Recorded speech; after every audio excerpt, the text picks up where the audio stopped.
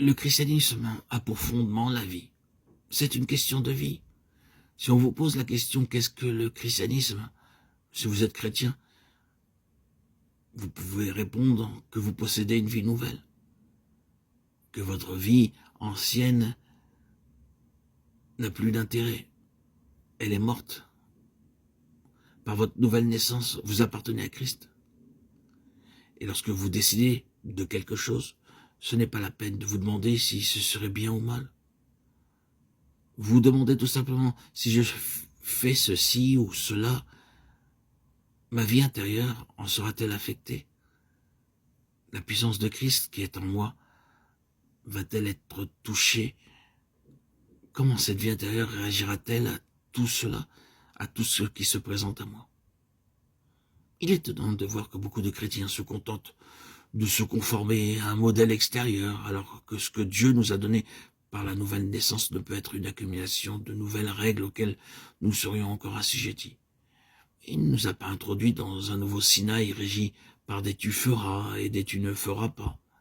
Le croyant ne doit pas faire des investigations sur le bien fondé au nom d'une action, mais il doit évaluer la réaction de la vie divine face à telle ou telle situation rencontrée.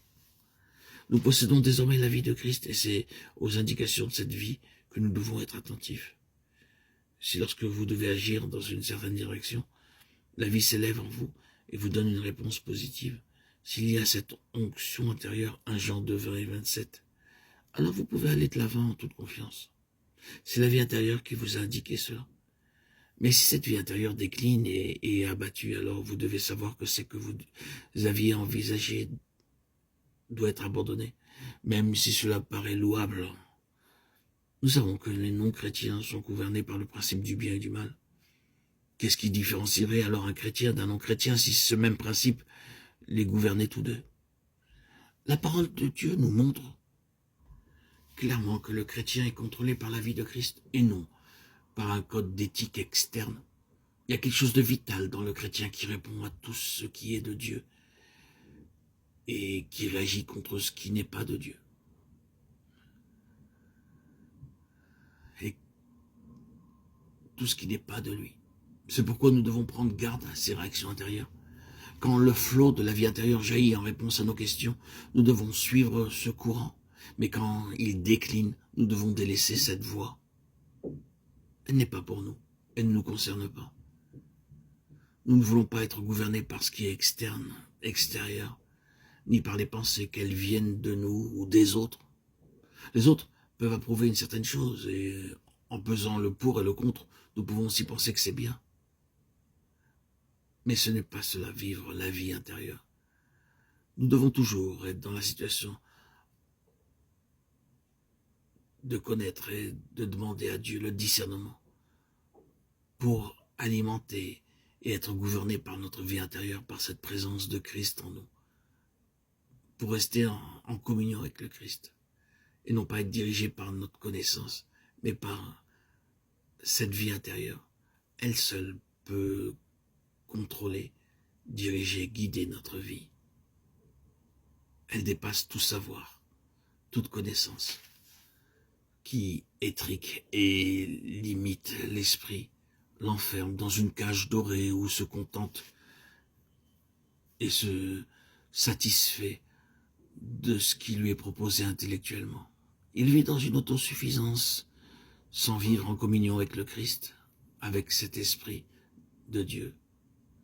Il n'a pas l'esprit transcendant de cette vie nouvelle que le Christ lui a accordée. Elle est étouffée par son intellectualisme, par ses connaissances surabondantes. Il obscurcit, il voile cette vie divine qui lui a été offerte, cet Esprit Saint qui vivifie tout son être dans sa vie intérieure.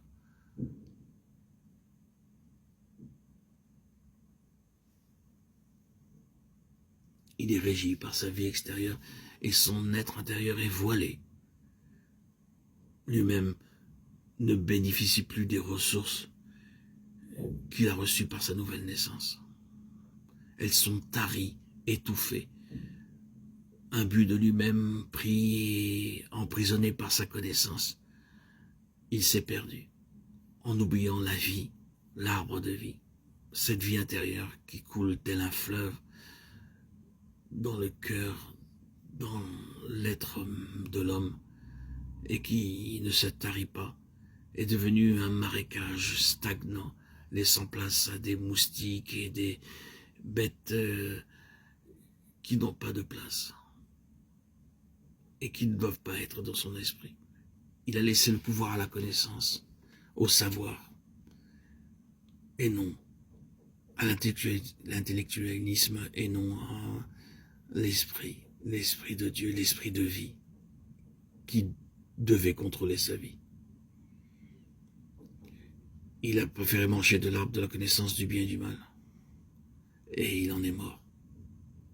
Genèse 2,17. Le standard de la vie est un standard bien supérieur. C'est d'ailleurs pour cela que le Seigneur a préféré que l'arbre de vie soit préservé, lui qui était au centre du jardin d'Éden. Et il a chassé Adam et Ève pour pas qu'ils n'y goûtent, car l'arbre de vie n'est offert et proposé qu'à ceux qui étaient prédestinés à en prendre. Gloire à Dieu. La vie ne peut jaillir que de l'homme qui a compris cet enseignement si puissant. Confiez-vous au Seigneur, demandez-lui de vous aider à comprendre cet enseignement supérieur